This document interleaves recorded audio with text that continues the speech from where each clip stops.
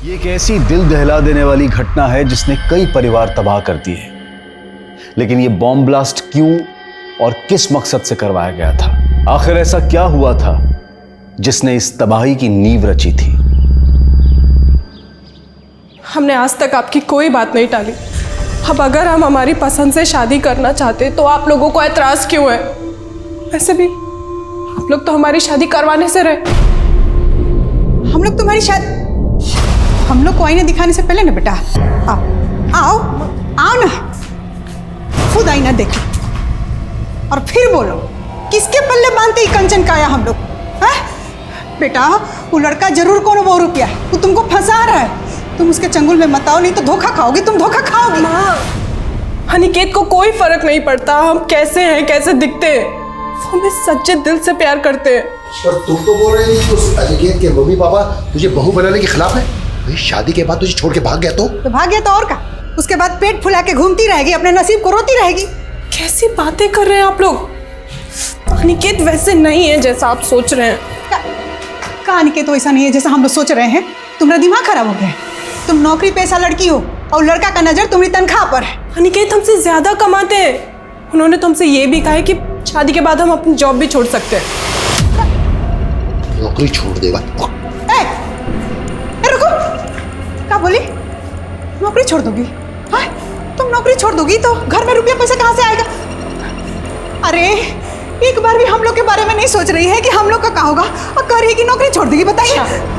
तो फिक्र इस बात की नहीं है कि आपकी बेटी की शादी नहीं हो पा रही, बल्कि फिक्र इस बात की है कि हम विदा होकर चले जाएंगे तो आप लोग हमारी कमाई से हाथ धो बैठेंगे, है ना? अरे फिर शुरू हो गया आप लोग। क्यों दीदी को परेशान कर रहे हैं? दीदी आप इनका टेंशन मतलब काम पे जाओ, हम समझाते हैं इनको। आप जाओ आप जाओ। क्या समझाएगा रे? देखा नहीं कब बोल के गई है। ऐसे खिसियाएंगे ना तो हमेशा के लिए दीदी से हाथ धो बैठेंगे और उनकी कमाई खाएंगे उनके ससुराल वाले। तुम्हारी खोपड़ी में कहाँ अंकुर फूट रहा है? कुछ फूटेगा कि नहीं? कुछ ऐसा किया जाए कि दीदी के मन का भी हो जाए और हमारा दाल भी गल जाए। लीजिए साइन कर दीजिए। आप यहाँ कर देना।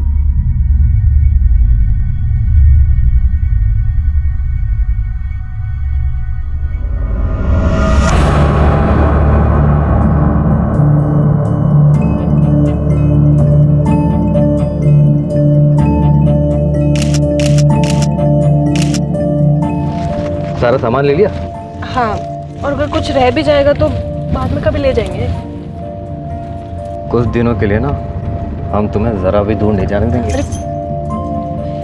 अच्छा, आपके मम्मी पापा, मेरा मतलब है पहले उनसे नहीं मिलवाएंगे? अभी नहीं। बस बस बस।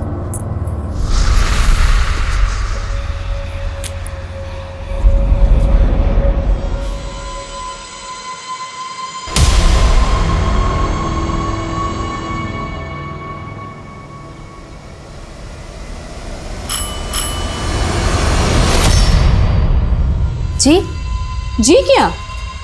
अरे हमारा घर है। आप कौन है? ये आपका घर?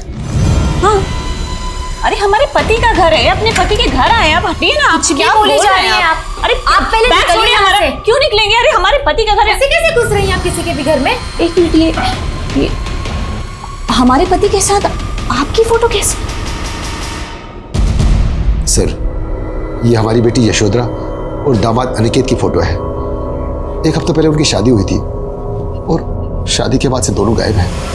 गायब हो गए? साहब हमें लगा कि शादी के बाद वो दोनों हनीमून पे गए होंगे और जल्दी लौट आएंगे, लेकिन सर शादी के बाद से दोनों का नंबर बंद है। हम लोग उनके घर पे भी गए लेकिन वहाँ ताला बंद था।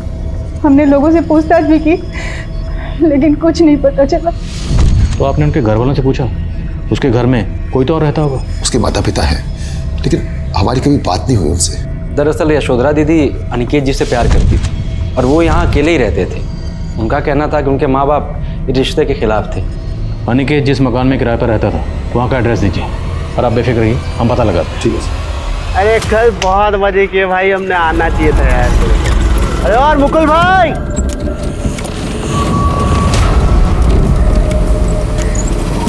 मुकुल जी देखिए, यही है वो औरत जो हमारे घर में आके जम गई है और जो मन में आ रहा है बोले जा रही है।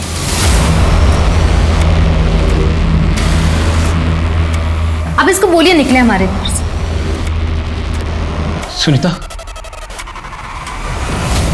ये ठीक बोल रही है। ये रेणुका है, हमारी पहली पत्नी। पर मुकुल जी, आपने तो बताया था आपकी पहली पत्नी का देहांत। सुनीता, हमने तुमसे कुछ भी झूठ नहीं बोला था। पर मुकुल जी ऐसे ही सुनीता, हम तुम्हें सब कुछ समझाएंगे। तुम बस 5 मिनट अंदर चली जाओ, मुझे इनसे कुछ बात करनी है। रेणुका, कुछ साल पहले तुम बिना बताए हमें अचानक छोड़ के चले गई और आज अचानक वापस आ गई। थी कहाँ तुम? हम किसी मुसीबत में फंस गए थे मुकुल। मुसीबत? कैसी मुसीबत, हमें बताओ। वो हम तुमको नहीं बता सकते। अरे क्यों नहीं बता सकते?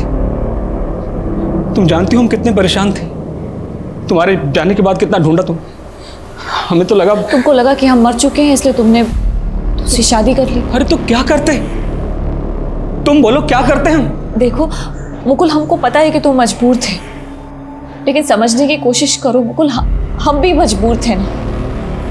तुम तो अपनी जिंदगी में आगे बढ़ चुके हो, लेकिन ठीक है, हम ये दुख भी बर्दाश्त कर लेंगे। लेकिन अब हमारा क्या होगा? कहाँ जाएंगे हम? बोलो।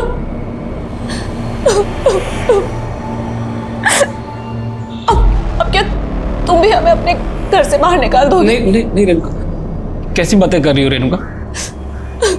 तुम परेशान मत हो। ये घर आज भी तुम्हारा उतना ही है जितना पहले था।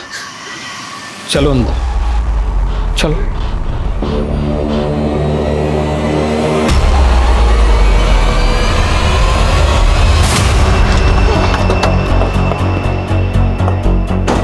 सर, ठीक है सर, ये अनिकेत जिस घर में किराए पर रहता था, हमने वहाँ कई लोगों से बात की। अनिकेत शादी के बाद से उस घर में आए नहीं। यशोधरा के पेरेंट्स का कहना है कि अनिकेत के पेरेंट्स की शादी के खिलाफ थे। तो क्या दोनों को गायब करने में हम लोगों का कुछ हाथ है? सर, कहीं ऐसा तो नहीं कि अनिकेत एक बहरूपिया है, इसने यशोधरा को ट्रैप किया और फिर कहीं गायब हो गए? हमें पता करना होगा कि यशोधरा अनिकेत कहाँ मिले, कैसे मिले और दोनों में अफेयर कैसे हुआ। यशोधरा के फ्रेंड्स और कलीग से बात करते हैं। ठीक है सर।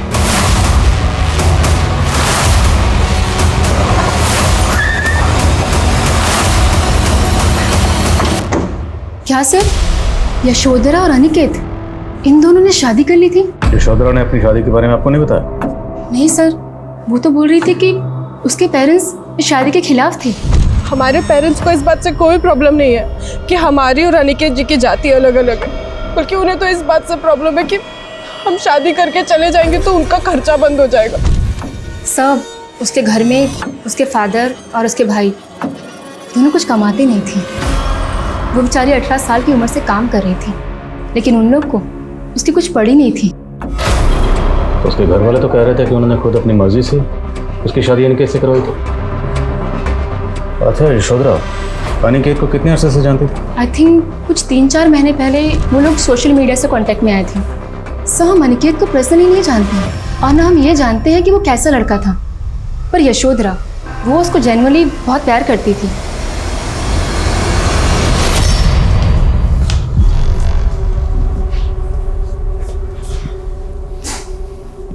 रेणुका, तुम्हारा बिस्तर यहाँ लगा रहे हैं, ये कंबल भी रख दिया है। अरे कहाँ मुकुल भैया, आजकल 2-2 औरतों के साथ रातें गुजर रहे हैं। क्या बकवास कर रहे हो? कहाँ बकवास कर रहे जी, दिख ही रहा है सामने। रुको वहीं, रुको वहीं पर। अर्थ का बच्चा तो रुको वहीं पर। तुम्हारा मुंह नोच लेंगे हम। किस का मुंह नोचेंगे आप? देखो, कुछ भी उठपटांग बोल रहा है वो। आपकी गलती की वजह से बोल रहा है। आपने किस हक से इस औरत को इस घर में जगह दी है? इसको अब भी यहाँ से निकालिए। सुनो सुनीता, हमारी बात को समझने की कोशिश करो। हमें कुछ नहीं समझना है। अगर आप इसे इस घर से नहीं निकाल सकते तो हम ये घर छोड़ के जा रहे हैं, और अब भी जा रहे हैं। सुनीता, क्या तरीका है? सुनो सुनीता, अगर तुम इस तरह से बिहेव करोगी तो मोहल्ले वालों को बातें करने का मौका मिल जाएगा। अरे हमें थोड़ा सा वक्त तो दो। सुनो सुनीता, देखो, हम उसके लिए दूसरे घर का इंतजाम कर रहे हैं, और जैसे कोई दूसरा घर मिल जाएगा तो उसे भेज देंगे, चली जाएगी ना, बात खत्म। वो यहाँ से तो चली जाएगी, लेकिन आपके दिल से जाएगी क्या? देखिए मुकुल जी, हम आपको उस औरत के साथ नहीं बांट सकते। आप हमसे शादी किए हैं ना, तो उसको हमेशा हमेशा के लिए छोड़ना होगा।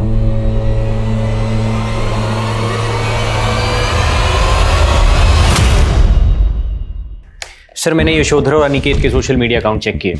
दोनों ने अपने अकाउंट 16 फरवरी को 3 बजे डीएक्टिवेट किए थे। 16 फरवरी? और इसी दिन दोनों के फ़ोन भी बंद हुए थे। और 16 फरवरी को दोनों की कोर्ट मैरिज हुई। कोर्ट मैरिज के तुरंत बाद दोनों गायब हो गए। तो अनिकेत ने यशोधरा को गायब किया है या दोनों किसी जुर्म का शिकार हुआ है? ये केस हर लिहाज से अटपटा नजर आ रहा है। एक तरफ यशोधरा का परिवार बोल रहा था कि अनिकेत का परिवार यशोधरा और अनिकेत की शादी के खिलाफ था, लेकिन सच ये भी था कि यशोधरा का परिवार भी इस शादी के खिलाफ था। तो फिर वो इस शादी के लिए राजी क्यों हुए थे? अनिकेत और यशोधरा का गायब होना क्या ऑनर किलिंग से जुड़ा था, या फिर यशोधरा अनिकेत के छलावे का शिकार हुई थी, या फिर यशोधरा और अनिकेत ने अपनी मर्जी से गायब होकर अपने परिवार वालों से नाता तोड़ लिया था? आखिर एक नवविवाहित जोड़ा अचानक गायब कहां हो गया था? पुलिस अनिकेत के परिवार से जुड़ी कोई जानकारी नहीं जुटा पा रही थी, और वहीं शक के आधार पर यशोधरा के परिवार से जुड़ी हर जानकारी वो जुटा रहे थे। साहब, यशोधरा देखने में सुंदर नहीं थी, लेकिन दिल की बहुत अच्छी थी।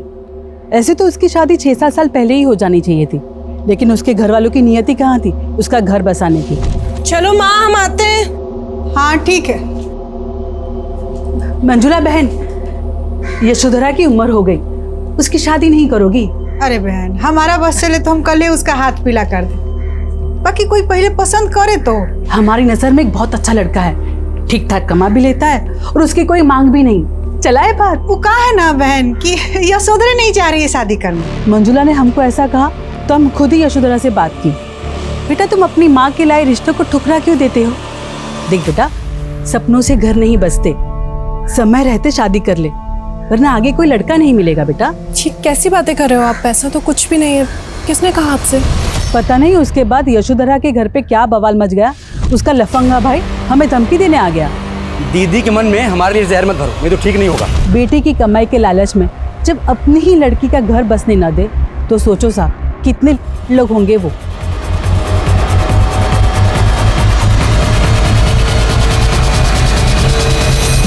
अब ये बताइए कि बीमा के पैसे कब तक मिलेंगे? इसमें सारा पेपर कहाँ है भैया? देखिए, आपके प्रमाण पत्र से पहले यशोधरा का मृत्यु प्रमाण पत्र चाहिए हमको। हम बोले थे ना आपसे कि आपके कहने से कि यशोधरा मर गई है, यह प्रमाणित नहीं होता। लेकिन साहब, अब कुछ तो कीजिए साहब। देखिए, हम कुछ नहीं कर सकते। ये लीजिए।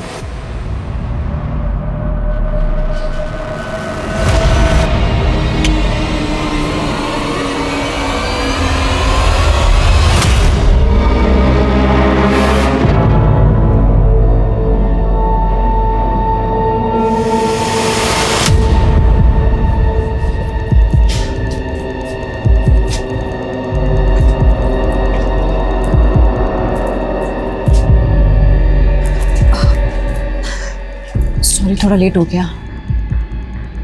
ये लो तुम्हारा न्याज़िम। और बाकी तैयारी हो गई ना? इतना आसान नहीं है, बहुत खर्चा होगा। तुम हमारे लिए इतना खर्चा भी नहीं कर सकते।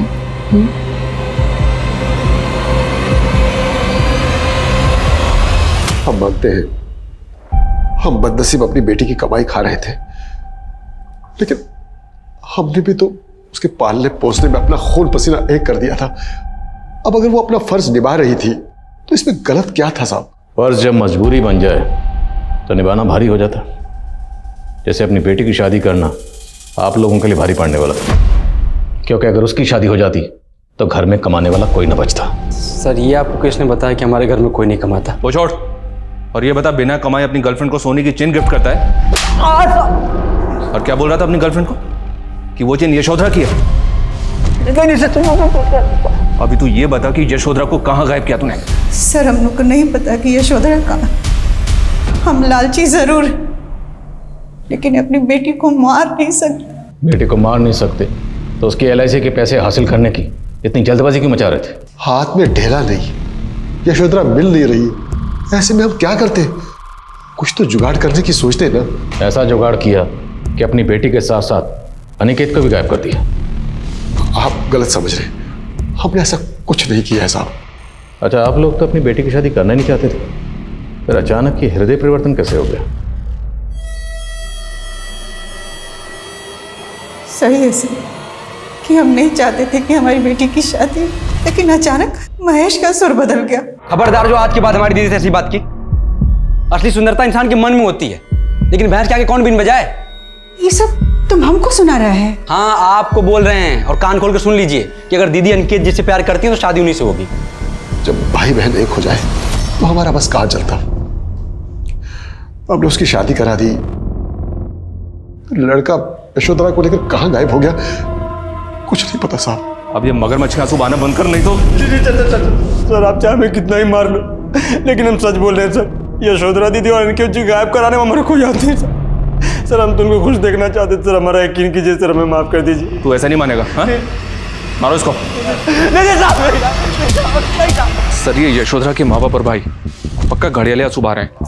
ये लोग यशोधरा को अनिकेत से शादी करने से रोक नहीं पा रहे थे, तो उसको मार के उसके जीवन बीमा का पैसा खाने की सोची और इन दोनों की शादी होने दी, ताकि यशोधरा के मर्डर का आरोप अनिकेत के ऊपर आ जाए। अगर यशोधरा का कत्ल हुआ है तो उसकी बॉडी तो मिलनी चाहिए थी, और अगर उसके पेरेंट्स ने यशोधरा को सिर्फ इसलिए मारा है ताकि इंश्योरेंस का पैसा क्लेम कर सके, तो उस सूरत में भी यशोधरा की बॉडी मिलना ज़रूरी है, क्योंकि जब तक कंफर्म नहीं होगा कि यशोधरा मर चुकी है, इंश्योरेंस का पैसा मिलेगा नहीं। विवेक, ये मामला कुछ और है। यशोधरा की शादी उसकी पेरेंट्स की रजामंदी से नहीं हुई, बल्कि महेश की रजामंदी से हुई। अब हमें जानना ये है कि महेश ये क्यों चाहता था कि उसकी बहन की शादी अनिकेत से हो जाए। सर, महेश के बारे में एक इन्फॉर्मेशन मिली है, उसका एक बार में आना जाना था, और सुनने में आया कि अनिकेत भी वहाँ पे आता जाता था। तो जीजा साला शादी से पहले एक दूसरे से जान टकराते थे। पता लगा कि जीजा साला में शादी से पहले आपस में रिश्ता कैसा था। हो गया सर।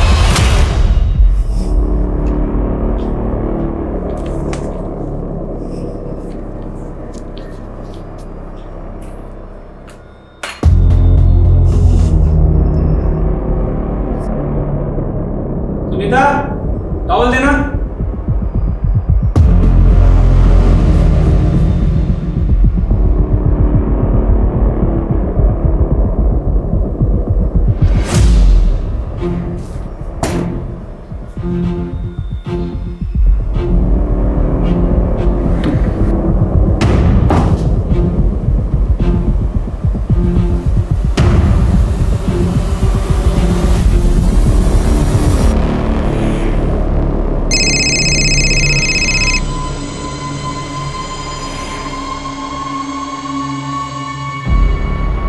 हेलो, तैयारी कहाँ तक पहुंची? मसाले का इंतजाम हुआ कि नहीं?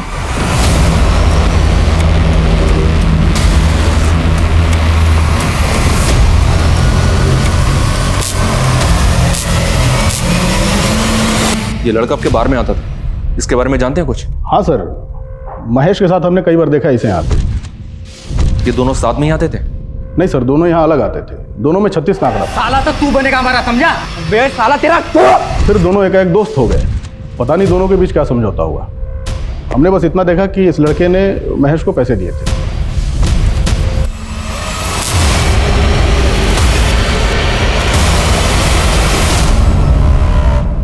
तोहफा तैयार है तुम्हारा। सुनीता, ये लो डाइवोर्स पेपर्स, अच्छे से पढ़ लो। क्या पढ़ा इसमें? क्या कहना चाहती हो? इसमें लिखा है कि तुम खुशी खुशी मुकुल को तलाक दे रही हो। ये लो, साइन कर दो। तुम्हारा दिमाग खराब है?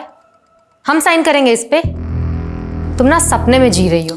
सुनीता, तुम ना हमें जानती नहीं हो अभी ठीक से। मुकुल हमारे इशारे पर नाचता है, समझी? और अगर फिर भी तुम अपने पति के साथ रहना चाहती हो तो रहो, कोई बात नहीं। बस हमें 5 लाख रुपए दे। 5 लाख? हाँ, 5 लाख। अगर हमने अपना जादू मुकुल पर चला दिया ना, तो लात मारकर तुम्हें इस घर से बाहर निकाल देगा, समझी? इसलिए हमें 5 लाख रुपए दे दो, फिर मुकुल तुम्हारा। हम बिना कुछ किए चुपचाप यहां से चले जाएंगे।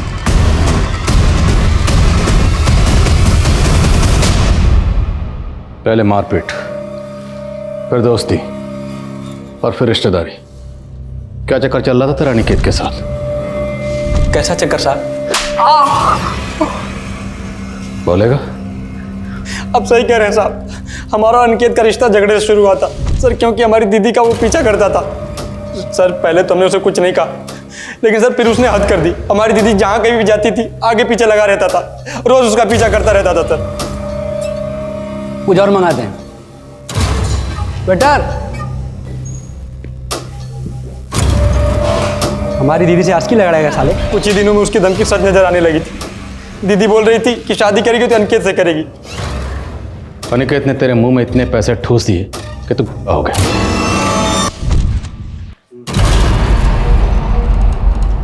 अबे तुझे मरने का शौक चढ़ा है क्या? ये फिर सामने आ गया। चल निकल। हम तुमसे झगड़ा नहीं सुलह करने आए हैं। साइड में चल के बात करें। देख, हम तुम्हारी बहन से सच्चा प्यार करते हैं और वो भी हमसे सच्चा प्यार करती है, ठीक है? अब तक वो जो भी तुम्हारे परिवार के लिए करती आई है उसमें हम उसका बढ़ चढ़ के साथ देंगे। अब तुम अपने माता पिता से हमारे जीजा बनने की सिफारिश कर दो। वो तुम्हारी दीदी की बात नहीं मान रहे हैं। करोगे ना हमारी मदद? चंद पैसों के लिए अपनी बहन को आग में झोंक दिया। शादी नहीं, सौदा किया उसका, बेच दिया उसे। नहीं साहब, कैसी बात कर रहे हैं आप? हम भाई हैं उसके। अनिकेत हमें पैसे देता था, लेकिन हमें लगा वो उसका ख्याल रखेगा, हमें अच्छा लगा वो। अच्छा तो लगेगा ही। पैसे देने वाले तुम जैसे लालची लोगों को अच्छा तो लगते ही। अभी भी ये पूरा सच नहीं बोला, सच बोलो आज से। नहीं सर, हम सब सच बता दें। ऐसे कैसे बैठे हुए?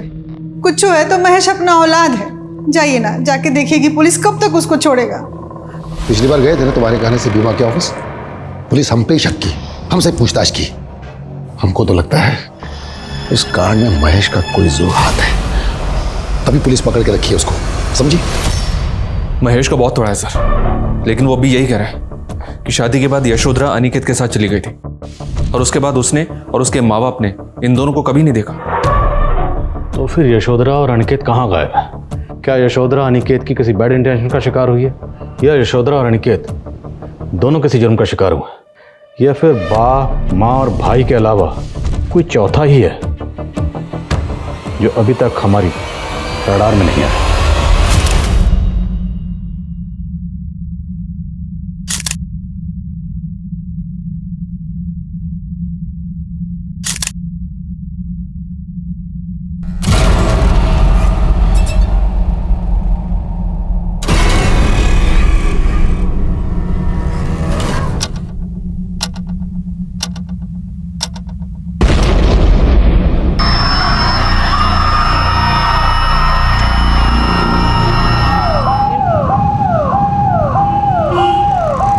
सर, हमारी इन्फॉर्मेशन के मुताबिक इस ब्लास्ट में RDX का इस्तेमाल हुआ है। सर, ज़रूर इस ब्लास्ट में कोई एंटी सोशल ग्रुप इन्वॉल्व है। Anti social group. 3 महीने पहले ना हमें इन्फॉर्मेशन मिली थी कि सुमेर नगर के बॉर्डर के रास्ते RDX की खेप भेजी गई थी, जो हमारा अंदाजा है कि Mangal Singh anti social group के लिए भेजी गई थी। लेकिन एक बात समझ में नहीं आ रही है, ये anti social group public places को टारगेट करता है और ये ब्लास्ट फैमिली फंक्शन में हुआ था। ब्लास्ट का मकसद कुछ और भी हो सकता है। पता लगाओ कि इस एंटी सोशल ग्रुप का विक्टिम फैमिली से कोई कनेक्शन था। सर, ये जितेंद्र सिंह है, इसी ने वो फंक्शन ऑर्गेनाइज किया था जिसमें ब्लास्ट हुआ। शायद कुछ सस्पिशियस मिले जिससे ब्लास्ट के मकसद को कोई लीड मिले। सर, अभी तक की इंफॉर्मेशन के मुताबिक इस जंगल के एरिया से मंगल सिंह अपने गैंग को ऑपरेट करता था, लेकिन अभी उसकी करंट लोकेशन क्या है ये अपने इन्फॉर्मर्स को भेज के पता लगा। सर, मैंने यशोधरा और अनिकेत के सोशल मीडिया अकाउंट को अच्छे से चेक किया। दोनों की चैट हिस्ट्री को देखकर ये लगता है कि दोनों में नॉर्मल चैट होती थी, मतलब लव कपल टाइप। तो इन दोनों के जितने फॉलोअर्स हैं उनमें कोई सस्पिशियस मिला आपको? सर, यशोधरा के सोशल मीडिया अकाउंट में तो ऐसा कुछ नहीं मिला, लेकिन अनिकेत के अकाउंट में सुधा नाम की लेडी का एक अकाउंट मिला जो लगातार उसे फ्रेंड रिक्वेस्ट भेज रही थी। तो उसमें सस्पिशियस क्या लगा? ये देखिए सर, सस्पिशियस ये है कि सुधा अपने मैसेजेस में अनिकेत को मनीष के नाम से एड्रेस कर रही थी। अरे मनीष, कहाँ हो आजकल? तुम हमसे बात क्यों नहीं करते? इस सुधा की डिटेल्स निकलो, पता तो चले कि अनिकेत को मनीष क्यों लिख रही है। सर, जितेंद्र की फैमिली का किसी एंटी सोशल ग्रुप से तो कोई कनेक्शन नहीं मिला है, लेकिन सर जितेंद्र के कॉल रिकॉर्ड्स में एक सस्पिशियस नंबर मिला है जो मुकुल देव के नाम से रजिस्टर्ड है। सर, ब्लास्ट से 1 महीना पहले तक इस मुकुल देव के साथ जितेंद्र की लगातार काफ़ी बात हो रही थी, लेकिन सर फिर अचानक से बातें होना बंद हो गई और ब्लास्ट से कुछ दिन पहले इस मुकुल देव का नंबर भी स्विच ऑफ हो गया, जो अभी तक स्विच ऑफ है। इस मुकुल देव की एक एक इन्फॉर्मेशन निकालो और पता लगाओ ये रहता कहाँ पर है। सर,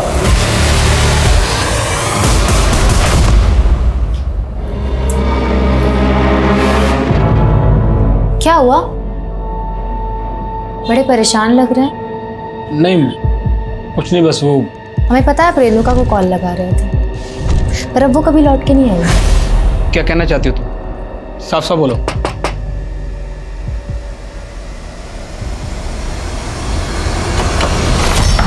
मुकुल देव। जी मैं हूँ। कौन गाइस सर्च करो। अरे हुआ क्या? आप किचन में, बाथरूम में, स्टोर रूम में, हर जगह। में कहाँ जा रहे हैं? सर यहाँ भी जाओ, बेडरूम में भी अच्छी तरह से चेक करना। हुआ क्या है? आप एंटी टेररिस्ट टीम चुपचाप खड़े हो जाओ यहाँ पर, सब जगह चेक करो ठीक से।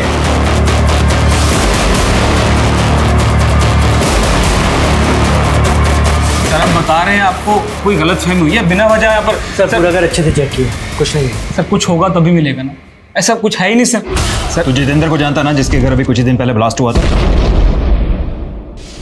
जितेंद्र? कौन जितेंद्र? ये जितेंद्र जिसके फोन पर तेरे फोन से लगातार फोन हो रहे थे। 98937544 तेरा ही नंबर है ना? जी नहीं सर, ये मेरा नंबर नहीं है, ये नंबर तो मेरी बीवी इस्तेमाल करती थी। नहीं सर, ये वो नहीं है, उनका नाम रेणुका है, वो मेरी पहली बीवी है।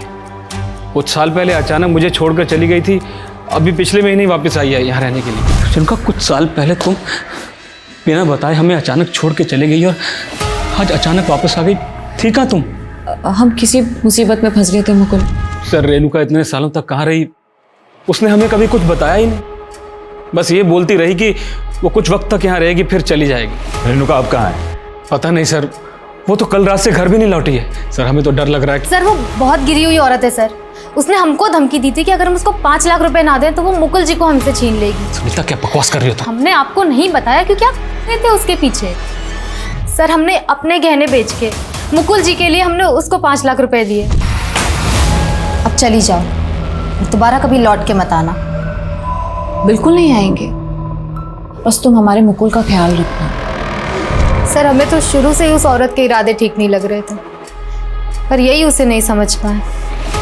रेणुका का कोई फोटो है आपके पास?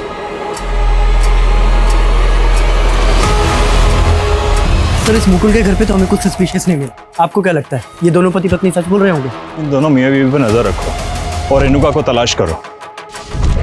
और हाँ, हमें ये नहीं भूलना चाहिए कि इस ब्लास्ट के अंदर आरडीएस का इस्तेमाल हुआ है और आरडीएस का इंतजाम करना किसी नॉर्मल आदमी के बस की बात नहीं है, ये कोई बड़ा गेम है।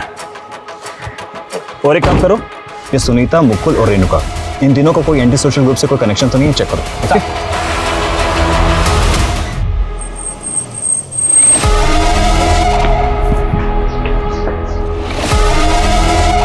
Excuse me. Yes sir. ये तस्वीर हमने इसके सोशल मीडिया अकाउंट से ली। अनिकेत नाम है इसका, आप जानती हैं इसे? सर ये अनिकेत नहीं, ये तो मनीष है, और मुझे नहीं पता इसने सोशल मीडिया पे अपना अकाउंट अनिकेत नाम से क्यों बनाया। अच्छा मान लिया मनीष, पर आप इस मनीष को कैसे जानती हैं? सर मनीष और मैं कॉलेज में एक साथ पढ़ते थे, लेकिन काफ़ी टाइम से हम दोनों कांटेक्ट में नहीं थे। अभी कुछ दिन पहले ही सोशल मीडिया पे मैंने मनीष की फ़ोटो देखी, उसके बाद ही मैंने उसे फ्रेंड रिक्वेस्ट भेजी। उसी सोशल मीडिया अकाउंट से ही अनिकेत मतलब मनीष यशोधरा के कांटेक्ट में आया और इन दोनों ने शादी की, तब से दोनों गायब हैं। ये यशोधरा, आप इसे जानती हैं? नहीं सर। अच्छा, आप और मनीष कौन से कॉलेज में पढ़ते थे? सर रांची के मनोहर लाल कॉलेज में। ये तो पूरे दावे के साथ कह रही है कि अनिकेत नहीं मनीष है। रांची के मनोहर लाल कॉलेज से पता करो, पता तो चले ये अनिकेत है या मनीष। और ये सुधा कहीं कोई कहानी तो नहीं बना रही? Okay sir. मुकुल का फोन नंबर रेणुका इस्तेमाल कर रही थी। रेणुका उस नंबर से लगातार जितेंद्र को फोन कर रही थी और वो साथ में मनीष को भी फोन कर रही थी। लेकिन जब से बम ब्लास्ट हुआ, इस मनीष का नंबर और रेणुका का नंबर स्विच ऑफ आ रहा है। तुम्हारे पास इस मनीष के बारे में कोई डिटेल है? हाँ सर, ये सर मनीष कस्बा गांव का रहने वाला है सर। और एक सरप्राइजिंग बात यह है कि दर्शनबाग पुलिस को भी इसकी तलाश है। और इस मनीष का एक अनिकेत नाम से सोशल मीडिया अकाउंट है, जिसके जरिए ये एक यशोधरा नाम की लड़की से कांटेक्ट में आया, जिससे इसने शादी की। और सर करीब 6 महीने पहले ये मनीष और यशोधरा दोनों गायब हो गए सर। तभी से दर्शनबाग पुलिस इस मनीष उर्फ अनिकेत और यशोधरा की तलाश में जुटी है सर। तो हम दर्शनबाग पुलिस से मिलते हैं सर, इसके बारे में पता लगाते हैं। चलो।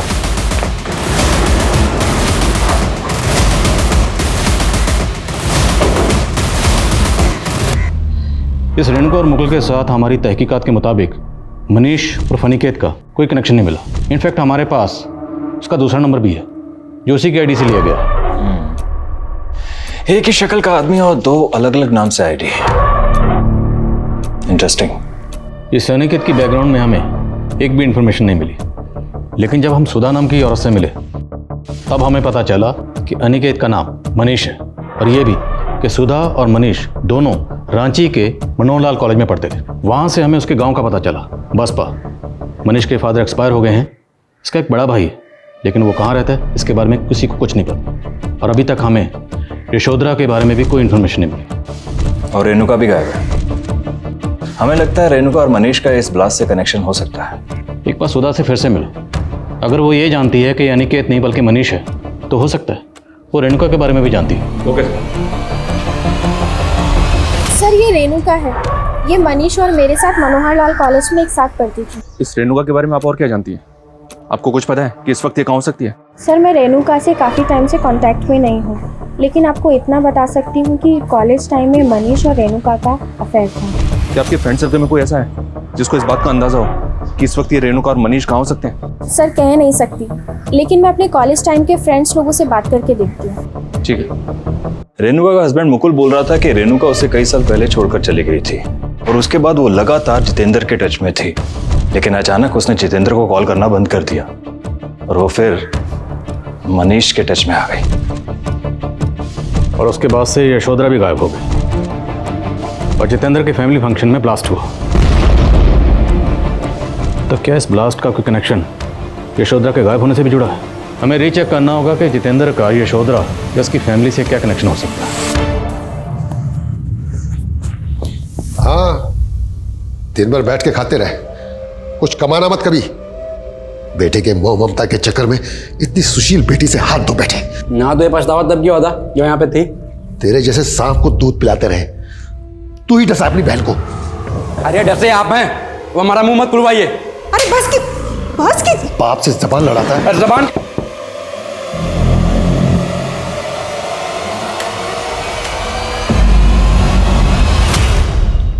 इसका नाम जितेंद्र है, आप लोग जानते हैं इसे? नहीं साहब, हम किसी जितेंद्र को नहीं जानते हैं। लेकिन ये लड़का साहब, यशोधरा के बारे में कुछ पता चला? अब तो 6 महीने गुजर गए। लेकिन ऐसा लग नहीं रहा है कि आप लोगों को इंतजार है उसका। क्या कह रहे हैं सर? हम लोग ऐसे लोग दिखाई दे रहे हैं क्या आपको? खुद हमारी बेटी को खोज नहीं पा रहे और बार बार आके हम लोग को अपमानित करते रहते।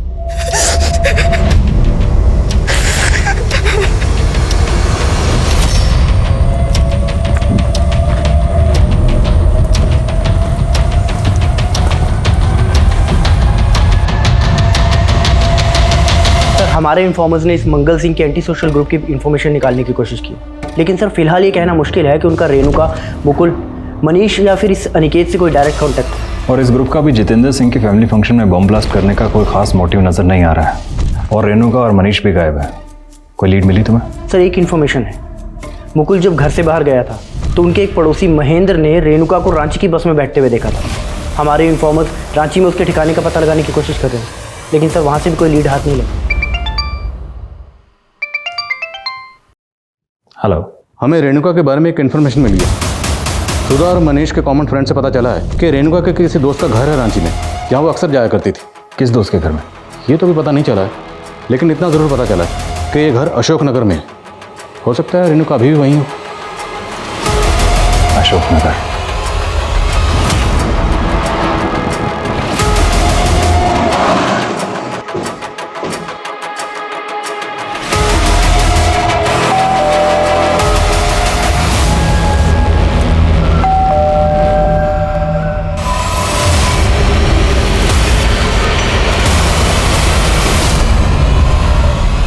भाग रही है।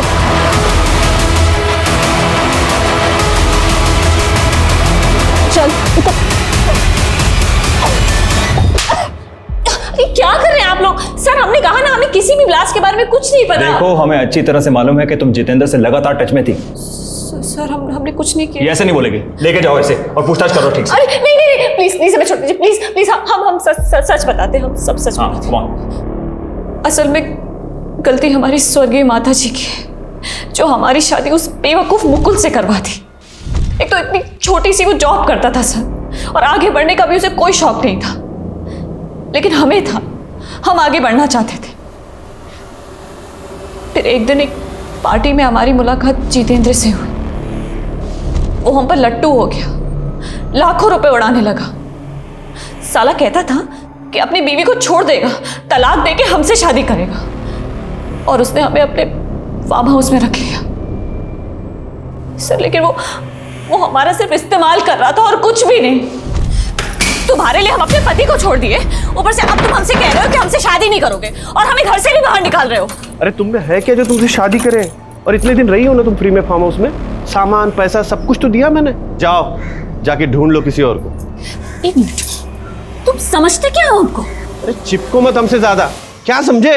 किसी वेश्या से तो कम नहीं हो तुम। हमने सोच लिया था सर कि हम उसको और उसके खानदान को बर्बाद कर देंगे, नहीं छोड़ेंगे। इसलिए उसकी पार्टी में हमने बॉम्ब फिट करवा दिया। कैसे फिट कर पाए? और बॉम्ब का इंतजाम किया किसने?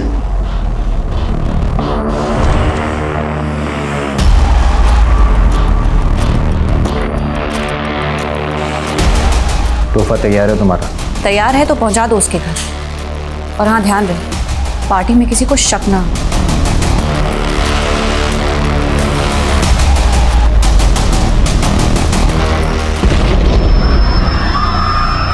अच्छा, तो इसने पार्टी में बॉम्ब प्लेस किया और बॉम्ब का इंतजाम भी किया, लेकिन बॉम्ब का इंतजाम किया कैसे? वो हमको नहीं मालूम सर, लेकिन उसने हमारी मदद की थी, क्योंकि एक बार हमने भी उसकी मदद की थी। कैसी मदद? सर कॉलेज के बाद हम कभी नहीं मिले थे, फिर एक रोज रास्ते पे हम दोनों टकरा गए। मनीष, रेणुका, तुम यहाँ?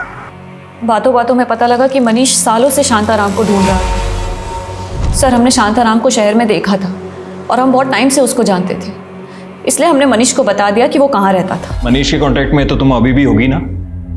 हाँ, हमारे पास उसका दूसरा नंबर है। हेलो हेलो मनीष, हमने ना तुम्हारे भाई का घर खाली कर दिया है। हमें लगा किसी को शक ना हो जाए, इसलिए हम अपने रिश्तेदार के घर आ गए हैं, यहाँ पटना में। पटना? हाँ पटना। मनीष, हमने ना तुम्हारे लिए कुछ कैश रखा है कबर्ड में, तुम जाके ले लेना। हाँ, तुमने हमारी कितनी मदद जो की है। अच्छा मनीष, हम तुमसे बाद में बात करते हैं, ठीक है? हाँ, देखता हूँ। जल्दी से दर्शन बाबू पुलिस को अपडेट करो, क्विक।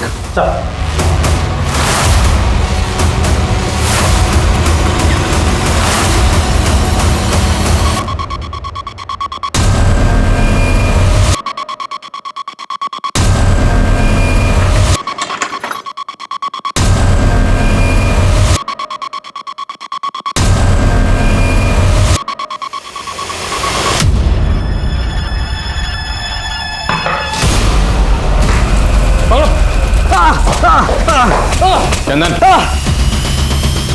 बोल यशोधरा कहाँ है? बोल यशोधरा कहाँ है?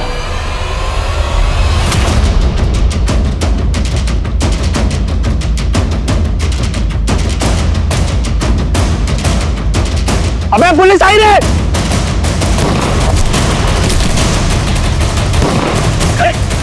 चल चल चल चल।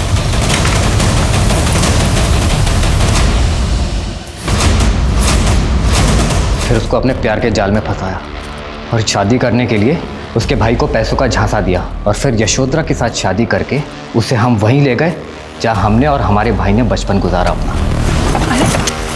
अरे क्या हुआ है, यहाँ क्यों रुके? चल। कहाँ लेके जा? चल बाहर। कहाँ लेके जा रही हूँ? जानी क्या जी? रस्सी लेके आ, चल चल। ऐसी जगह है ये वही जगह है जहाँ हम दोनों भाइयों ने आधी जिंदगी गुजार दी। आजा। और इन्हीं बागियों के जरिए तुमने रेणुका के लिए बॉम्ब का इंतजाम किया। अब बोल, क्या बिगाड़ा था शांताराम ने तेरा जब तूने उसकी बेटी को गायब किया? यशोधरा का खानदान हमारे माँ, बाप और भाई तीनों का दोषी है। यशोधरा का दादा गांव का सरपंच था और उसने हमारी जमीन हड़पने के लिए फिर हम वसपा गांव गए। वहाँ जैसे तैसे तो झोपड़े में अपना वक्त गुजारा। उसके बाद हमारी माँ भी चल बसी और फिर संदीप भैया ने हमें पढ़ाया और खुद बागी मंगल सिंह के गुरुओं के साथ जुड़ गए। बोल, हमारा सरदार मंगल सिंह कहाँ छुपा है? हमको नहीं पता, वो जंगल में कहीं भीतर रहता है। तेरा भीतर से बाहर निकला।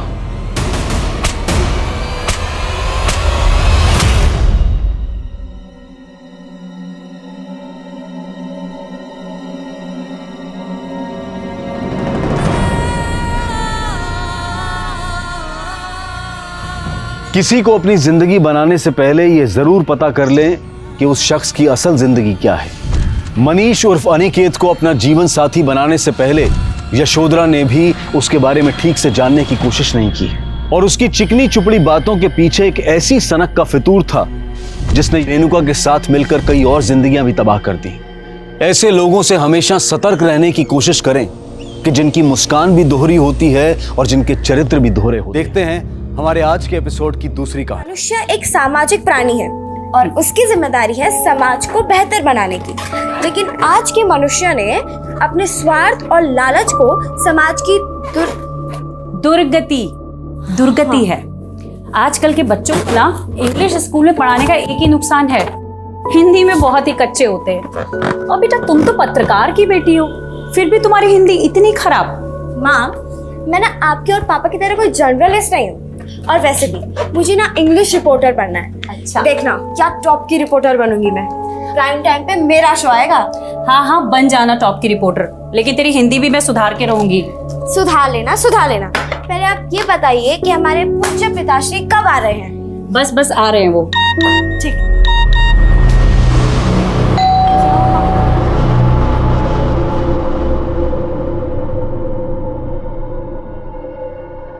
पापा, हो गई पार्टी की तैयारियां? हाँ, थोड़ी सी बाकी है। मेरे बिना दादी, कैसी है आप? मैं ठीक हूँ, तू कैसी है? मैं ठीक हूँ। अभी आप इतने टाइम बाद आई है ना, तो मैं आपको वापस नहीं जाने देने वाली। अब हो गई शिकायत दूर। चल बर्थडे पार्टी मनाते हैं। हाँ? Happy birthday to you.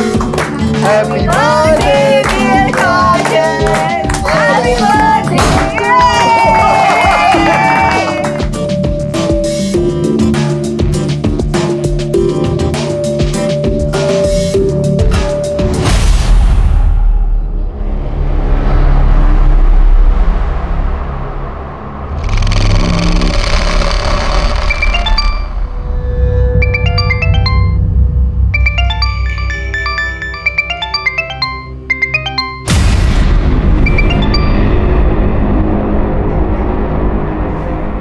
क्या हुआ गीतिका? किसका कॉल था गीतिका? किसी का नहीं, ये टेलीकॉलर्स भी ना कॉल कर करके परेशान करते रहते हैं बस।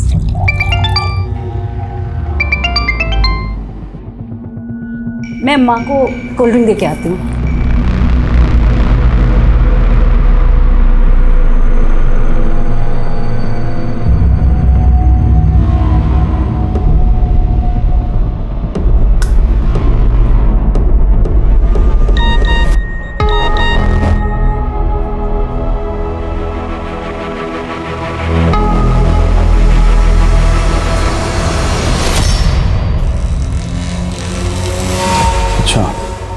तो ये बात, ये छुपा रही हो तुम मुझसे?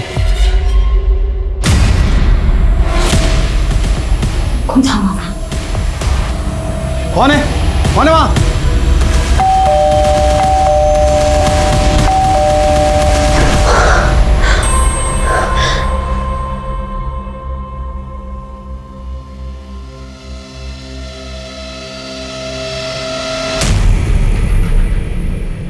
ले पहन ले, 10 मिनट के अंदर तैयार हो जा। और हाँ, हाथ मुंह धो धा के अपने आप को ठीक कर ले।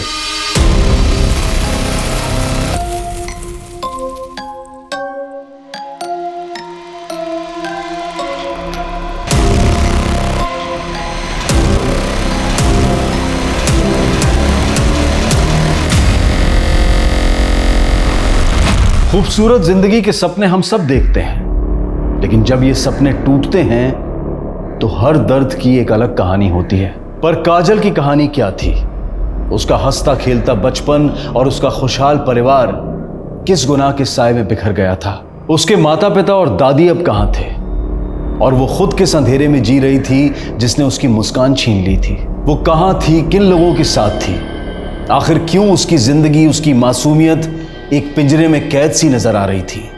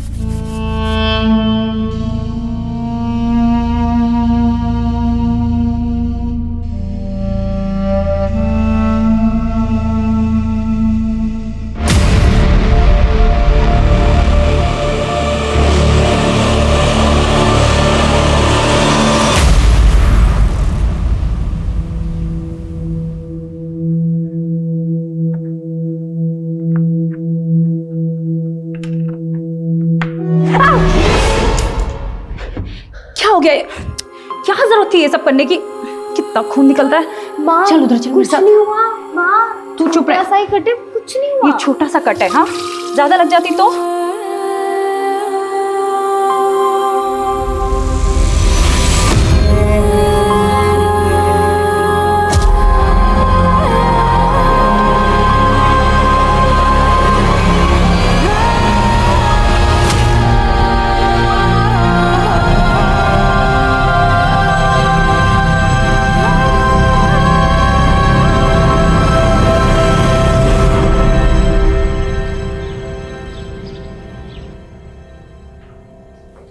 सर सर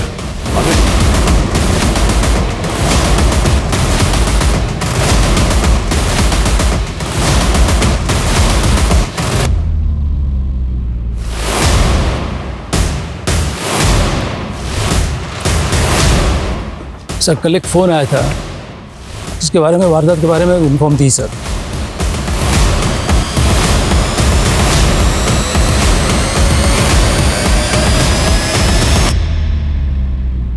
सुनीता, इन लेडीज को हॉस्पिटल लेके जाओ, इनका मेडिकल चेकअप कराओ। जी सर।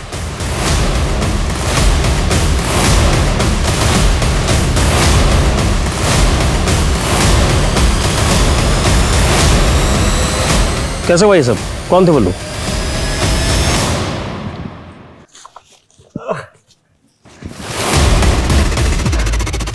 हम नहीं जानते वो लोग कौन थे, लेकिन इसका जिम्मेदार सिर्फ आप लोग हैं। सुन रहे हैं ना?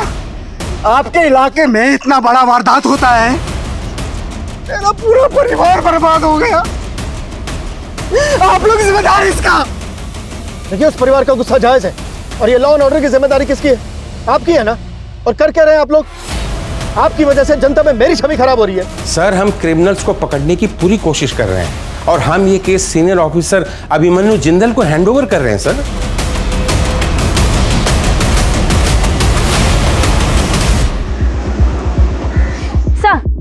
सर देखिए, मैं आप सभी लोगों को इस बात का भरोसा दिलाना चाहता हूं कि अब इस केस में कोई कोताही नहीं बरती जाएगी।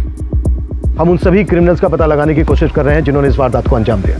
लेकिन सर, इससे पहले भी इस इलाके में और भी कई वारदातें हो चुकी हैं। देखिए, मैं समझता हूं ये केस बहुत ही संवेदनशील है। इसमें मैं आप सभी लोगों के सहयोग की भी जरूरत है। अगर आप लोगों के पास इस केस से संबंधित कोई भी जानकारी है तो प्लीज हमारे साथ शेयर कीजिए। क्या देख रही है? हमारा नंबर है 93395252। ज्यादा मत देगा, कर दिमाग खराब होता है। चल आजा।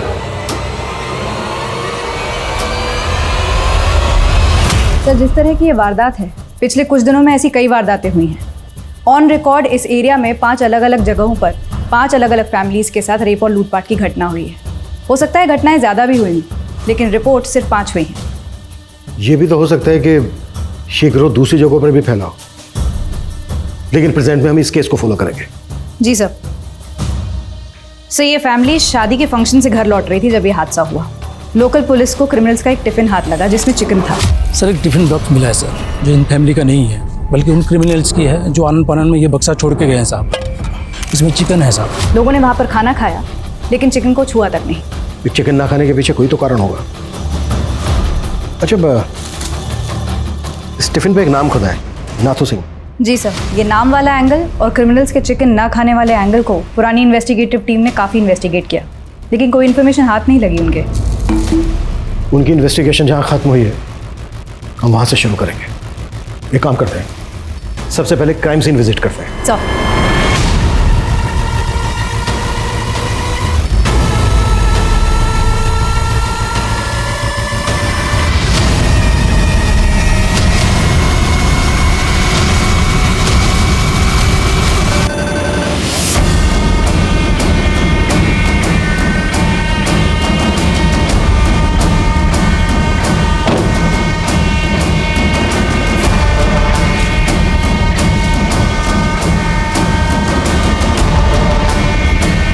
सर, ये जगह बाईपास रोड से लगभग आधा किलोमीटर जंगल के अंदर है।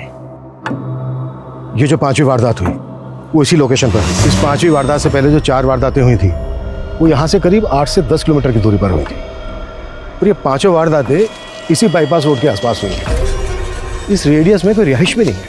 राइट सर, रात को इलाका और भी सुनसान हो जाता होगा, जिसका फायदा क्रिमिनल्स ने उठाया।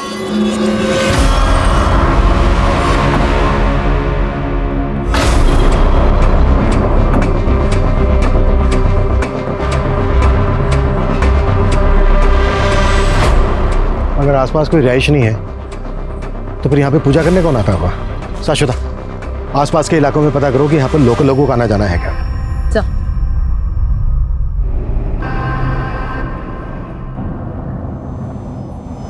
ए, गाड़ी रोको, गाड़ी रोको, वापस लो, रिवर्स लो।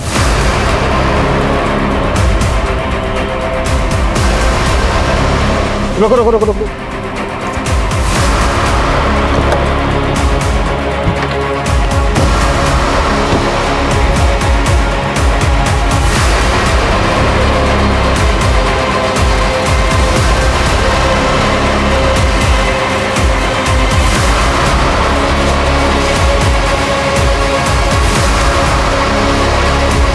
अगर इस कच्चे रास्ते से क्राइम सीन पर जाएं तो क्राइम सीन होगा यहाँ से लगभग 200 से 300 मीटर,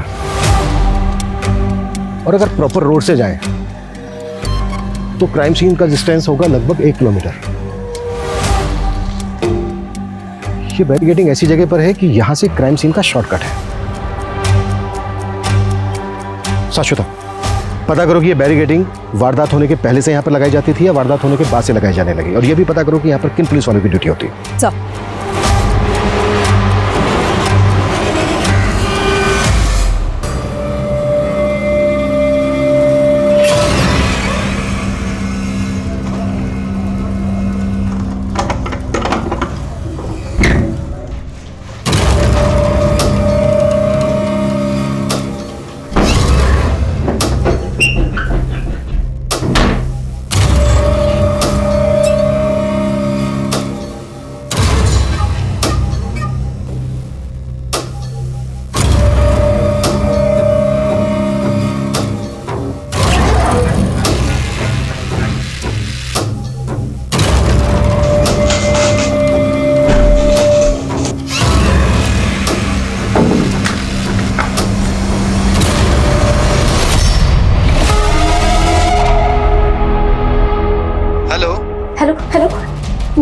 मुझे अंकल से बात करनी है।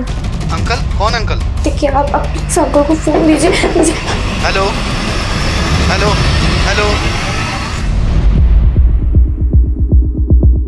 सर, वारदात के पहले या बाद में किसी भी पुलिस चौकी ने उस जगह बैरिकेड्स नहीं लगाए थे। वो बैरिकेड्स वहां किसने पहुंचाए इसकी कोई इन्फॉर्मेशन नहीं मिल रही है। कहीं ऐसा तो नहीं है कि वो बैरिकेड क्रिमिनल्स के द्वारा इस्तेमाल किए गए हों? उसी बैरिकेडिंग से टारगेट सेट करके आगे इंफॉर्मेशन पास करती जाती हो। एक काम करो, विक्टिम्स की फैमिलीज को बुलाओ। सर उस रात हम शादी से वापस लौट रहे थे और अचानक गुंडों ने हम पे हमला कर दिया। अच्छा, जहाँ पर ये वारदात हुई उससे पहले तुम्हें कोई पुलिस बैरिकेडिंग मिली थी? सर आधा 1 किलोमीटर पहले एक नाकाबंदी पे हमारी गाड़ी रुकवाई गई थी।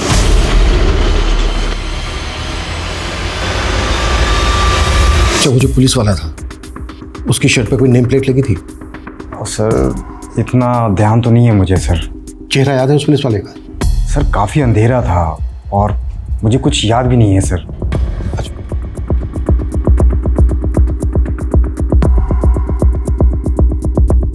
सर क्राइम सीन के आसपास के रिहायशी इलाकों में हमने उस पत्थर के बारे में इंफॉर्मेशन निकाली जिस पर सिंदूर लगा हुआ मिला था, लेकिन वहाँ के लोग ऐसी कोई पूजा करते हों इसकी इंफॉर्मेशन नहीं निकली। अगर लोकल लोग वहाँ पर पूजा नहीं करते तो क्या क्रिमिनल्स ने वहाँ पर पूजा की होगी? सर हो सकता है कि ये किसी ट्राइबल कम्युनिटी का काम।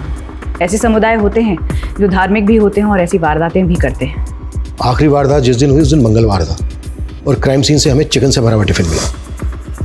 अक्सर लोग मंगलवार को नॉन वेज नहीं खाते, हो सकता है किसी खास समुदाय के हों। ऐसे समुदाय के बारे में पता करो और इस वारदात से पहले जो 4 वारदातें हुई हैं उनकी फैमिलीज को बुलाओ।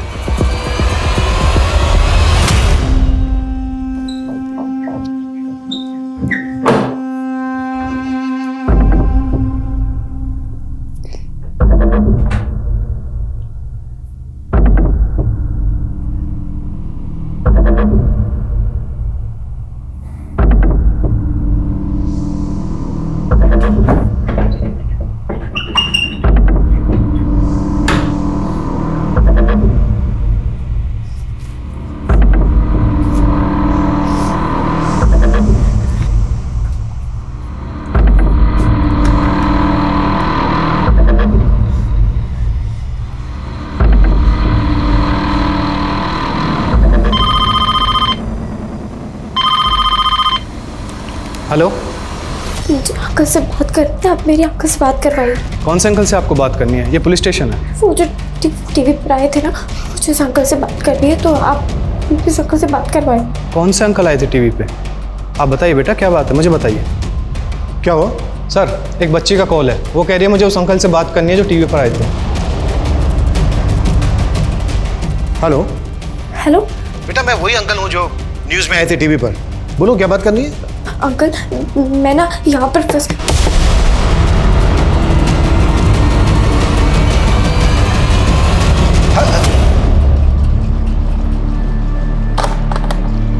इस बच्चे का दोबारा से फोन आए तो बताना मुझे। सर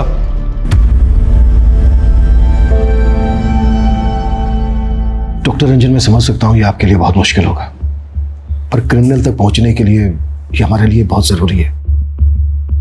23 मई की रात को जो जो आपके साथ हुआ था, प्लीज वो हमें डिटेल में बताइए। सर उस दिन मेरे नए क्लिनिक का ओपनिंग फंक्शन था और सब कुछ लूट कर ले गए हमसे। सर हमारे पति बिजनेसमैन थे, तो उस दिन हम लोग गोरखपुर से घर जा रहे थे। उन गुंडों ने हमारी कार पे कुछ फेंका जिससे हमारी कार इनबैलेंस हो गई। उन लोगों ने हमारे पति को मार दिया और हमारे साथ। उस घटना के कुछ देर पहले एक चेक पोस्ट पे हमारी गाड़ी के ऊपर चेक हुए थे। हाँ सर, वहाँ से कुछ देर पहले एक नाकाबंदी थी। हाँ सर, हमारी गाड़ी की भी चेकिंग हुई थी। इन 5 वारदात में एक चीज कॉमन है, चेक पोस्ट पर विक्टिम्स की गाड़ी को रोके जाना। I am sure in criminals के कुछ साथी फेक पुलिस वाले बनकर टारगेट सेट कर रहे थे, आगे इन्फॉर्मेशन पास कर रहे थे और उनके दूसरे साथी वारदात को अंजाम पहुंचा रहे थे। लेकिन सर किसी भी विक्टिम ने क्रिमिनल का चेहरा नहीं देखा, क्योंकि वारदात के वक्त सबके चेहरों पर गमछे बंधे हुए थे। हाँ, लेकिन जो फेक पुलिस वाले थे उनका चेहरा तो देखा होगा, और हो सकता है विक्टिम्स में से किसी ने क्रिमिनल्स का चेहरा भी देखा हो। विक्टिम्स के साथ दोबारा से बात करो, फेक पुलिस वाले और क्रिमिनल्स, इनके स्केच बनवाओ। सर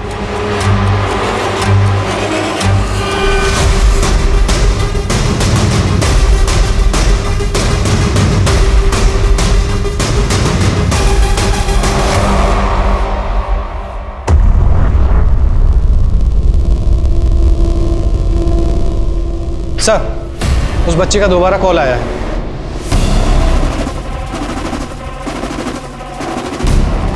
हेलो अंकल मुझे आपकी हेल्प चाहिए। मैं बहुत मुसीबत में हूँ, आप प्लीज़ मेरी हेल्प करिए। हाँ हाँ बेटा, हम जरूर बचा लेंगे। अच्छा ये बताओ तुम किस मुसीबत में हो और इस वक्त हो कहाँ पर?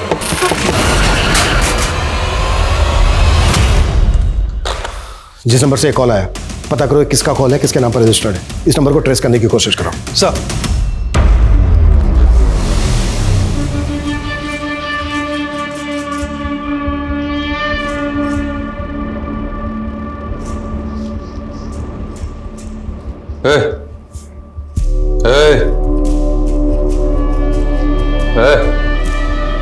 चलो चलना नहीं है।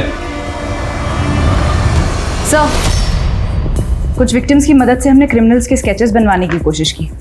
याददाश्त पर काफ़ी जोर देने के बाद ये 7 स्केचेस बने हैं, लेकिन इनकी हुलियों को देखकर ये कहा नहीं जा सकता कि ये कितने एक्यूरेट हैं। अपना डेटा चेक करवाओ, हो सकता है इनमें से किसी का किसी नामी क्रिमिनल के साथ हुलिया मिलता है। अब तक जो ये 5 वारदातें हुई हैं उनमें से पहली वारदात हुई 30 मई को, दूसरी हुई 5 जून को, तीसरी हुई 11 जून को, चौथी हुई 17 जून को और ये आखिरी हुई 23 जून मंगलवार के दिन। 30 मई को जो हुई थी उस दिन सैटरडे था, 5 जून को जो हुई उस दिन फ्राइडे था, 11 जून को जो हुई उस दिन थर्सडे था, 17 जून को जो हुई उस दिन वेडनेसडे था, 23 जून को जो हुई उस दिन ट्यूसडे था, यानी कि मंगलवार।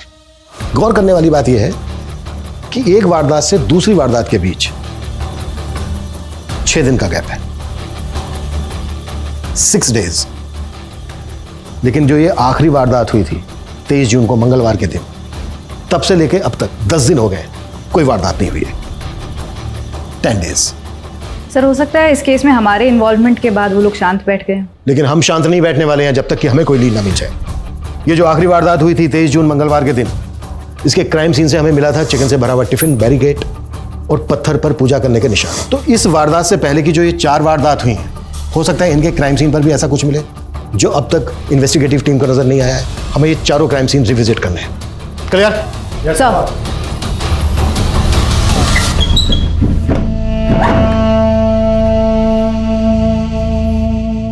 ले तेरे लिए दूध लाया हूं, फटाफट पी ले। सुना नहीं?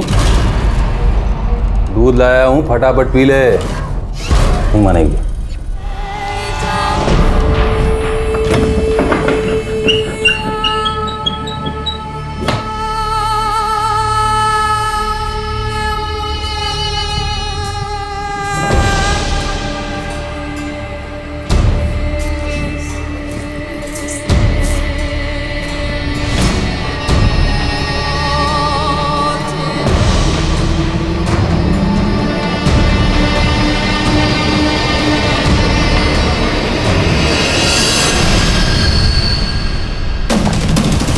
सर, उस बच्चे का दोबारा कॉल आया है लेकिन उसकी आवाज़ नहीं आ रही।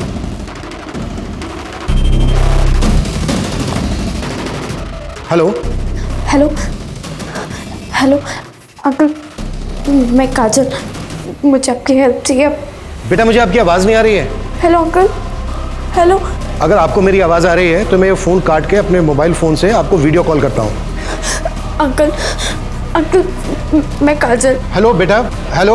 मुझे आपकी हेल्प की ज़रूरत है अंकल, आप प्लीज़ प्लीज़ अंकल मेरी हेल्प करिए, मैं मुसीबत में हूँ।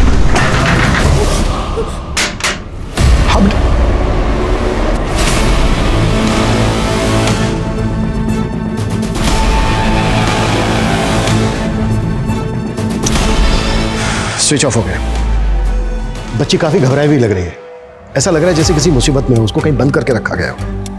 ये देखो, विंडोज पर भी वुडन प्लैंक्स लगे हैं। जिस नंबर से बच्ची फ़ोन कर रही है, मैंने कहा था तुमसे पता करो किसका नंबर है, कहाँ का है, पता किया? सर, टेलीकॉम सर्विस प्रोवाइडर को बोला था, लेकिन एक बच्ची मुसीबत में है, मदद मांग रही है हमसे। कुछ भी हो सकता है उस बच्ची के साथ और तुम्हारे पास लेकिन के अलावा कोई जवाब नहीं है। खड़े क्या हो, पता करो। सर,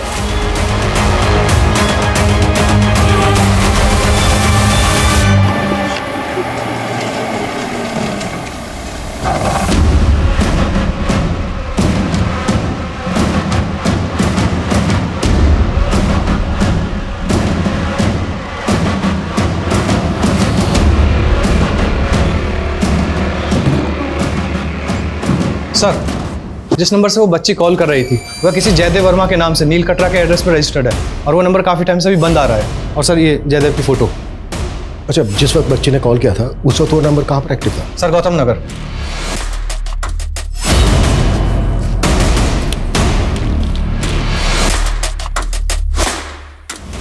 सर मैं आपको ही फ़ोन करने वाली थी। 17 जून को जो चौथी वारदात हुई थी वहाँ एक खून से सनी हुई शर्ट मिली है। हाई पॉसिबिलिटी है कि एक क्रिमिनल की शर्ट हो और क्राइम के बाद चेंज की गई हो। साक्षिता अपनी टीम को बोलो कि पूछताछ जारी रखे। मैंने अभी तुम्हें एक जयदेव वर्मा नाम के आदमी का एड्रेस भेजा है। वो बच्ची हमें जिस नंबर से फ़ोन कर रही थी वो नंबर इस जयदेव वर्मा के नाम पर रजिस्टर्ड है। चेक करो इसे।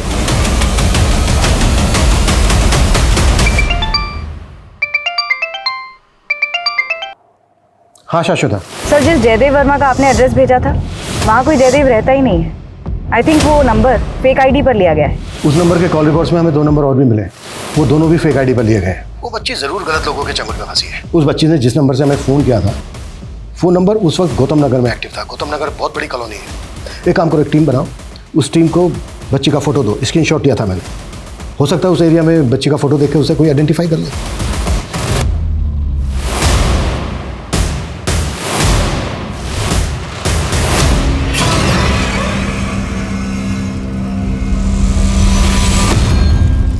अगर ये शर्ट उन्हीं क्रिमिनल्स में से किसी एक की है तो ये जेके टेलर से हमें उनकी लीड मिल सकती है। सर शांतिनगर पुलिस थाने से उस बच्ची के बारे में पता चल गया जो लगातार हमें फ़ोन करती रहती है। सर लगभग 1 साल पहले इस बच्ची के माँ बाप की मौत एक कार एक्सीडेंट में हो गई थी, तभी से ये बच्ची मिसिंग। वो बच्ची 1 साल से मिसिंग है। उसकी फैमिली में और कौन कौन है? सर इसकी दादी है और चाचा है।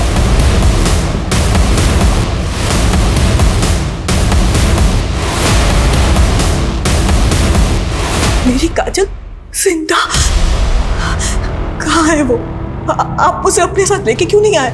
इस वक्त काजल कहाँ है हमें नहीं पता। काजल ने हमारे पुलिस स्टेशन में फ़ोन किया था, उसे हमारी मदद चाहिए थी। हमें ऐसा लगता है कि उसको कहीं कैद करके रखा गया है। कहाँ कैद किया? ये हम पता लगा रहे हैं। आप लोग प्लीज़ ये बताइए कि 1 साल पहले एग्जैक्टली क्या हुआ?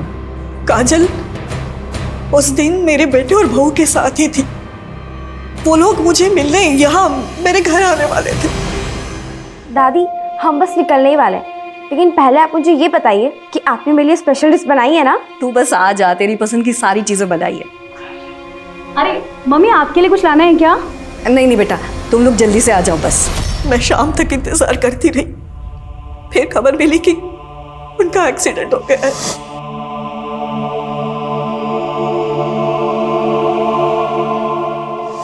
पुलिस ने कहा कि मेरे बेटे और बहू का एक्सीडेंट हुआ था, पर काजल वहां थी ही नहीं। उसने ऐसा कैसे हो सकता है कि काजल भैया और भाभी के साथ नहीं होगी? इसलिए मम्मी को उन पे शक हुआ। मुझे तो यही भी लगा था कि मेरे बेटे और बहू का एक्सीडेंट नहीं बल्कि हत्या हुई थी। पोस्टमार्टम रिपोर्ट में तो ऐसा कुछ नहीं है। सब कुछ झूठ लिखा था साहब। मैंने अपनी आंखों से मेरे बेटे और बहू की लाशें देखी थी। वो एक्सीडेंट नहीं था। मेरी बहू के पैर पे खून के निशान थे, जबकि वहां कोई चोट लगी नहीं थी। हमने कितना कहा लेकिन किसी ने हमारी नहीं सुनी। उस वक्त किसी पर शक था आपको? नहीं सर, हमें ऐसा कोई अंदाज़ा नहीं है सर।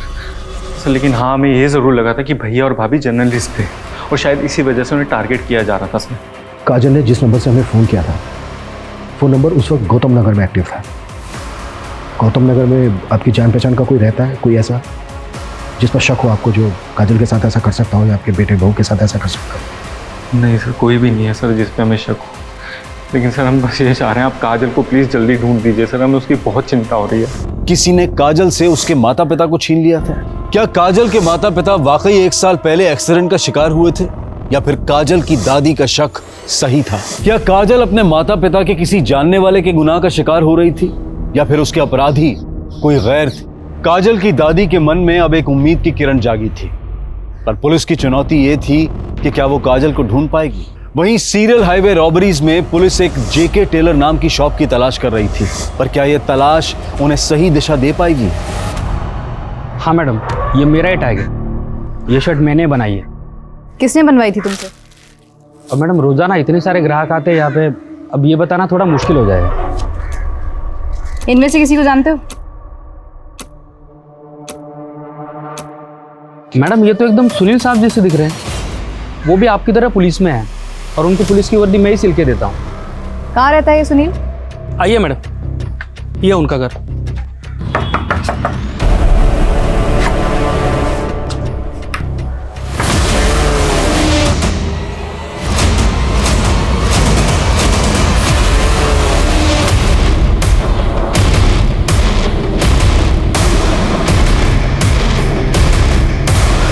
सर मैंने सुनील के रिकॉर्ड्स अच्छे से चेक किए, कहीं भी इन्फॉर्मेशन नहीं मिली कि वो पुलिस वाला है, जबकि अमोल ने सुनील का फोटो आइडेंटिफाई करते हुए कहा है कि ये वही पुलिस वाला है जिसने वारदात वाले दिन बैरिकेडिंग पर उसकी गाड़ी रोकी थी।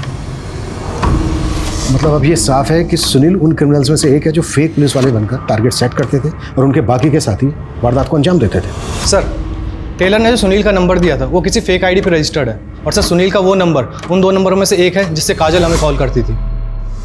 मतलब इस सुनील का काजल के अब्डक्शन से भी कनेक्शन है? सर कहीं ऐसा तो नहीं कि काजल के पेरेंट्स इसी गैंग का शिकार हुए हों और फिर इसी गैंग ने काजल को अबडक्ट कर लिया? काजल की दादी और चाचा का भी यही कहना है कि उनका मर्डर हुआ था। काजल की दादी और चाचा को बुलाओ, हो सकता है ये लोग इन क्रिमिनल्स को पहचानते हो।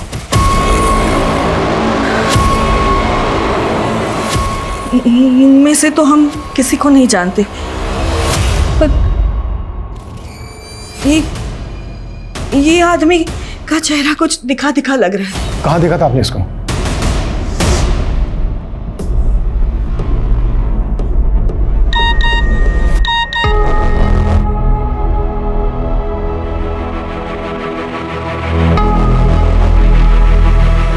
अच्छा ये बात है, ये छुपा रही हो तुम मुझसे?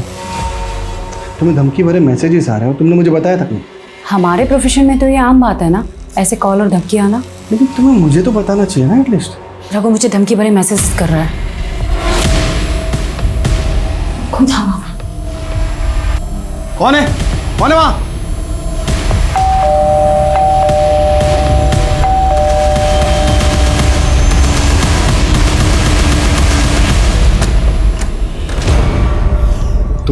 तेरी हिम्मत कैसे हुई गीतिका को धमकी देने की? चल रे, आराम से शांत। मुझे तो लगा यार तुम अकेले ही बेवकूफ आदमी हो, तुम्हारी पत्नी तो समझदार होगी, पर नहीं, तुम दोनों के ऊपर ईमानदारी और अच्छाई की चर्बी चढ़ी हुई है। अब पते की बात सुन लो, केस जो है ना वापस ले, नहीं तो सबको मार देंगे। किस वजह से ये आदमी आपके बेटे और बहू को धमकी दे रहा था? वो हमने हमारे बेटे और बहू को बाद में पूछा भी था, पर उन्होंने हमें कुछ नहीं बताया। से हाईवे रॉबरीज के 5 केसेस काजल के केस से बिल्कुल अलग लग रहे हैं। काजल के पेरेंट्स की संदिग्ध हालत में मौत और उसको कैप्टिव रखना, इसके पीछे कोई बड़ा मकसद लग रहा है सर। अब तक हम मानकर चल रहे हैं कि काजल को गौतम नगर में कहीं कैप्टिव करके रखा गया होगा। एक काम करो, गौतम नगर में क्रिमिनल्स के बारे में पूछताछ करवाओ, शायद वहां पर किसी ने किसी को देखा हो। सर पुलिस को अब यह डर लग रहा था कि कहीं इस गहमा गहमी में क्रिमिनल काजल की जान ना ले ले, क्योंकि इस खतरे से काजल को बचा पाना आसान नहीं था। हाँ सर, ये बच्ची को मैंने कई बार देखा हूँ। ये लड़का मेरे ऑटो में कई बार इसको लेके जाता था। ये दोनों लड़के और बच्चे अब कहाँ मिलेंगे, और तुम इनको कहाँ से पिक करते थे अपने ऑटो में?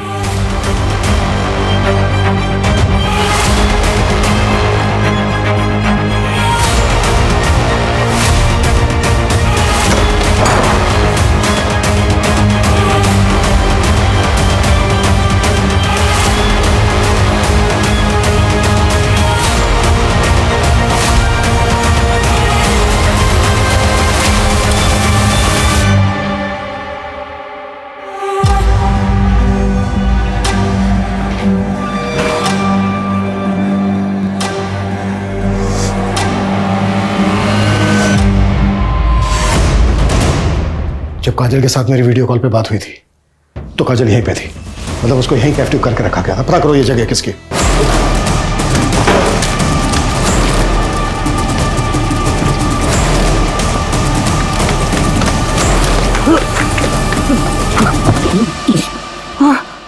काजल कहाँ है? मुझे नहीं मालूम, उसको दिलीप लेके गया था। कौन दिलीप, और कहाँ ले गया था? वो सब मुझे नहीं मालूम। 1 साल पहले काजल का किडनैप तुम ही लोगों ने किया था ना?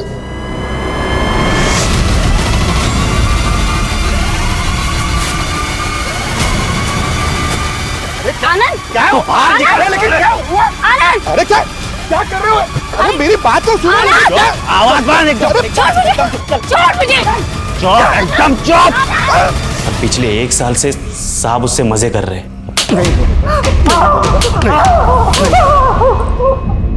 ये जो हाईवे पे लूट और रेप के केसेस होते थे, ये सब भी तुम उसी साहब के कहने पे करते थे ना? नहीं साहब, इसमें हमारे साहब का कोई हाथ नहीं है। ये तो हमारे समुदाय का पुराना धंधा है। हम अपने देवता को प्रसन्न करते हैं और हम में से एक पुलिस के भेष में बैरिकेडिंग लगा के टारगेट सेट करता है और हमको इन्फॉर्म कर देता है। ये सुनील तो तुम्हारे लिए काम करता था, फिर उसको क्यों मारा? उसके साथ बंटवारे के लिए झगड़ा हो गया था तो मेरे लोगों ने उसको मार दिया। देख, सब कुछ तो बता दिया तूने, अब ये भी बोल दे कि तेरा सांप कौन है और काजल कहाँ है। मैंने छोड़।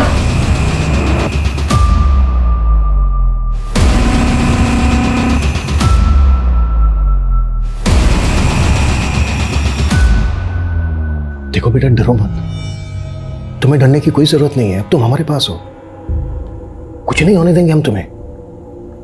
बस बेटा हमें ये बता दो कि वो लोग तुम्हें किस आदमी के पास लेके जाते थे? पापा ने उस अंकल के अगेंस्ट न्यूज़ छापी थी।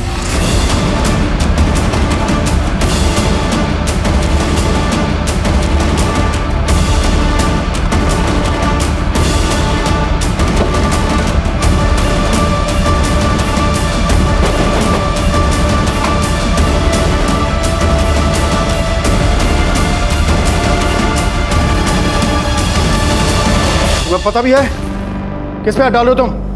2 मिनट के अंदर ना तुम्हारी वर्दी छिन जाएगी तुमसे। हमारी चिंता छोड़िए, अपनी सोचिए मंत्री जी। आपकी तो कुर्सी भी गई और इज्जत भी।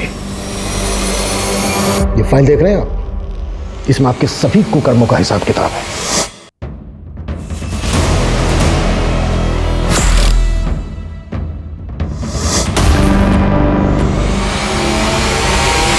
और आपके कुछ वीडियो भी हैं हमारे पास जो इस बात का सबूत है कि आप लड़कियों को बंदी बना के रखते थे और समय समय पर उनका रेप भी करते थे। चले ससुराल।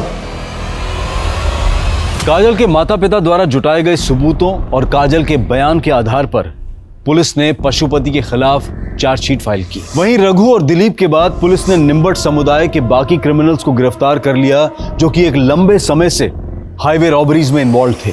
1 साल के लंबे इंतजार के बाद आखिरकार काजल अपनों के बीच पहुंच गई, लेकिन अपनी आंखों के सामने अपने माता पिता की हत्या देखने के बाद वो पशुपति और बाकी के अपराधियों के बीच रोजाना शोषित हो रही थी। पर फिर भी उसने हिम्मत से काम लिया और अपनी आवाज पुलिस तक पहुंचाने की कोशिश की। काजल अपने दर्द से कभी नहीं उबर सकती, लेकिन फिर भी वो रिपोर्टर बनकर अपने स्वर्गीय माता पिता का सपना पूरा करना चाहती है। हम उम्मीद करते हैं कि काजल के सपने जरूर पूरे हों। अब मैं अनूप सोनी आपसे विदा लेता हूं, फिर मुलाकात होगी क्राइम पेट्रोल सतर्क में एक और नए केस के साथ। तब तक अपना और अपने परिवार का ख्याल रखें, सतर्क रहें, सुरक्षित रहें और देखते रहें क्राइम पेट्रोल सतर्क। जय हिंद। इस तरह के और भी एपिसोड देखने के लिए हमारे चैनल को सब्सक्राइब करें और बेल आइकन दबाना ना भूलें।